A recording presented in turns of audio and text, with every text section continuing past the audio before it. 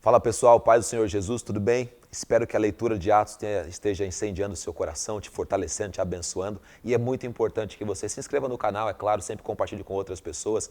Deixe também o seu like, ative o sininho, todas essas coisas, elas são importantes. Mas que você também participe, eu quero saber qual é o seu comentário, qual é a sua visão sobre aquilo que você tem lido, o que você tem pensado, isso é muito importante. Você pode compartilhar aqui, pode compartilhar no nosso Instagram também, pode fazer lá uns stories, marcar a gente também, que vai ser muito bom poder pensar junto com você e perceber o que o Espírito Santo tem ministrado no seu coração.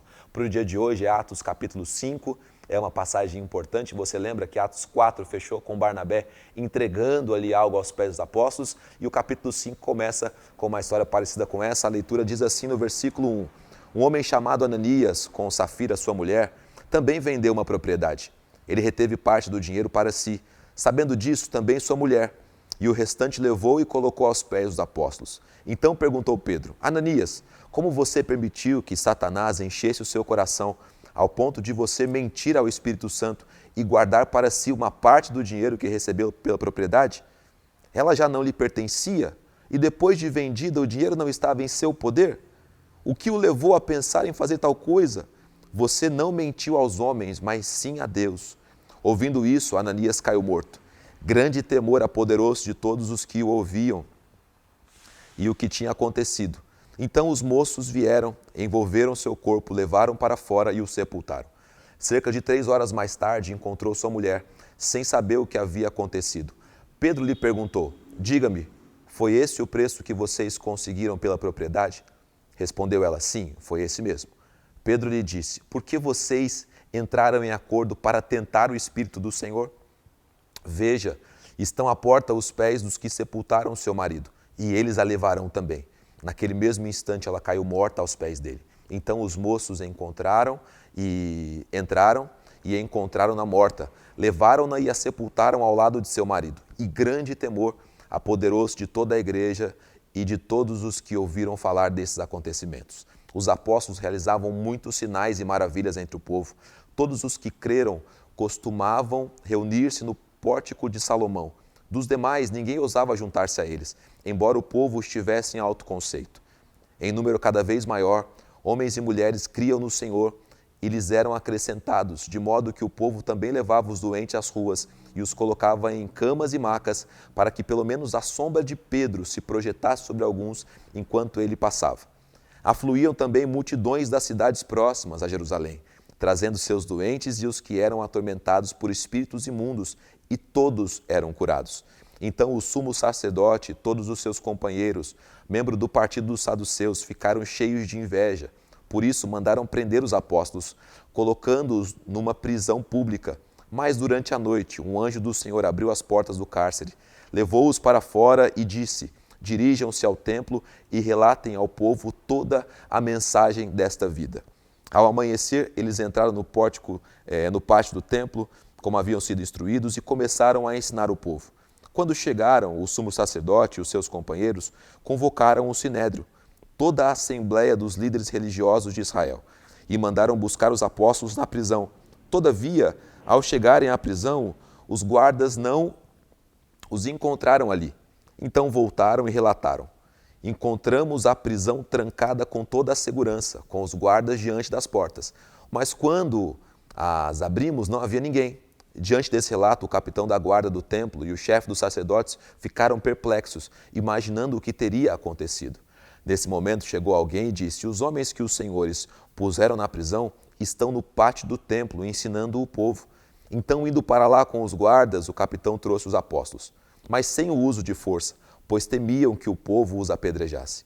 Tendo levado os apóstolos, apresentaram-nos ao sinédrio para serem interrogados pelo sumo sacerdote, que lhes disse: Demos ordens expressas a vocês para que não ensinassem neste nome. Todavia vocês encheram Jerusalém com sua doutrina e nos querem tornar culpados do sangue deste homem. Pedro e os outros apóstolos responderam: É preciso antes obedecer a Deus do que aos homens. O Deus dos nossos antepassados ressuscitou Jesus, a quem os senhores mataram, suspendendo-o no madeiro. Deus o exaltou, colocando à sua direita como príncipe e salvador, para dar a Israel arrependimento e perdão dos pecados. Versículo 32. nós somos testemunhas dessas coisas, bem como o Espírito Santo que Deus concedeu aos que obedecem. Ouvindo isso, eles ficaram furiosos e queriam matá-los. Mas um fariseu chamado Gamaliel, mestre da lei respeitado por todo o povo, levantou-se no sinédrio e pediu que os homens fossem retirados por um momento. Então lhes disse, versículo 35, Israelitas, considerem cuidadosamente o que pretendem fazer a esses homens. Há algum tempo apareceu Teudas, reivindicando ser alguém, e cerca de 400 homens se juntaram a ele. Ele foi morto, todos os seus seguidores se dispersaram e acabaram em nada. Depois dele, nos dias do recenseamento, apareceu Judas, o galileu, que liderou um grupo em rebelião. Ele também foi morto e todos os seus seguidores foram dispersos. Portanto, nesse caso, eu os aconselho, deixe esses homens em paz e soltem-nos. Se o propósito ou atividade deles for de origem humana, fracassará. Se proceder de Deus, vocês não serão capazes de impedi-los, pois se acharão lutando contra Deus.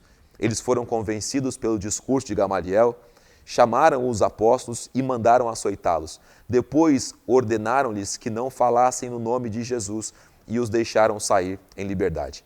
Os apóstolos saíram do sinédrio alegres por terem sido considerados dignos de serem humilhados por causa do nome. Todos os dias no templo e de casa em casa não deixavam de ensinar e proclamar que Jesus é o Cristo. Esse é o capítulo 5, que é um capítulo maravilhoso. Você ouviu a leitura, creio que você vai ler junto comigo também esse texto. Ele começa com uma história fatídica, porém real. A manifestação da justiça de Deus, a manifestação da intervenção de Deus no Novo Testamento. Geralmente se pensa que o Novo Testamento só se fala em graça, se fala em bondade de Deus. Aqui você percebe que Deus também se expressa. E é claro, eu entendo esse texto como um modelo, como um exemplo. Você não vai encontrar novamente Deus punindo ocultações, mentiras, maquinações do coração, como puniu Ananias e Safira. Mas aqui ele está sendo muito direto, mostrando ao povo que Deus continua agindo com justiça e que leva muito a sério as coisas de Deus. Ananias teve a chance, Safira teve a chance de falar a verdade, de ser sincero, de se abrir para Pedro. Pedro disse, olha, não é de vocês tudo isso, vocês não têm obrigações de fazer, mas se vai fazer, que faça com sinceridade. Isso é um exemplo, um ensinamento para mim, para você, com relação às nossas contribuições, com relação aos dízimos que nós entregamos, às ofertas, tudo está ao nosso poder. E sempre quando nos comprometemos com Deus com algo, temos que fazer com integridade. Depois mostra que a cidade circunvizinha, Jerusalém, as pessoas que não criam, traziam os seus doentes e o poder de Deus estava derramado de uma maneira absurda em Jerusalém. Todos eram curados. O versículo aqui, número 16, diz que afluíam também multidões das cidades próximas de Jerusalém, trazendo seus doentes, atormentados por espíritos imundos, e todos eram curados. O poder de Deus estava derramado de maneira poderosa naquele lugar. A perseguição, ela estoura de novo. Os apóstolos são presos novamente, são interrogados novamente, mais uma vez colocados contra a parede para pararem de falar do nome de Jesus, mas eles estão posicionados. Nada pode ser mais forte para nós, nenhuma pressão, nenhum medo, nada pode ser mais forte do que a presença de Deus em nós, e essa presença nos dá coragem para poder falar do nome de Jesus. E o que me chamou muita atenção aqui também, nesse capítulo 5, é quando Gamaliel se levanta e instrui ali todo o sinédrio acerca das coisas do homem e das coisas de Deus. O próprio sinédrio acolhe, mas ainda assim acolhendo ao conselho de Gamaliel, que é dizendo o seguinte: o que é de Deus, homem nenhum pode parar, homem nenhum pode barrar. Depois mesmo de ouvir o conselho, eles açoitam, eles machucam os discípulos, dão chibatadas nas costas dele. Mas ao invés disso entristecer, ao invés disso enfraquecer os discípulos, ao invés disso trazer a eles algum tipo de sentimento de pesar de continuar a fazer a obra de Deus, o versículo 41 diz o seguinte: os apóstolos saíram do sinédrio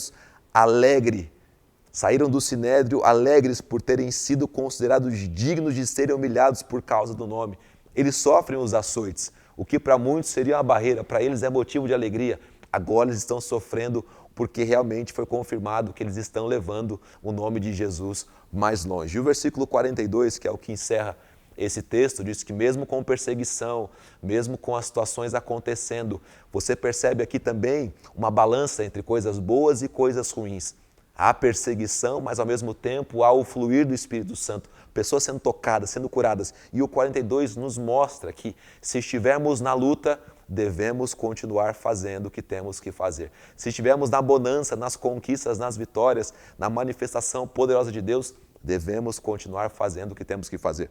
E o 42 encerra dizendo o seguinte: todos os dias no templo e de casa em casa não deixavam de ensinar e proclamar que Jesus é o Cristo. Faça a obra de Deus, cumpra aquilo que Deus colocou na sua vida como um chamado todos os dias, independente do tempo bom ou do tempo ruim. Esse é o capítulo 5. Agora eu quero saber o que chamou a sua atenção, o que o Espírito ministrou aí no seu coração. Faça as suas anotações aqui nos comentários desse vídeo, tá bom? Que Deus te abençoe. Hoje encerramos aqui, amanhã voltamos com o capítulo 6, se Deus quiser e permitir. Forte abraço, até mais, tamo junto.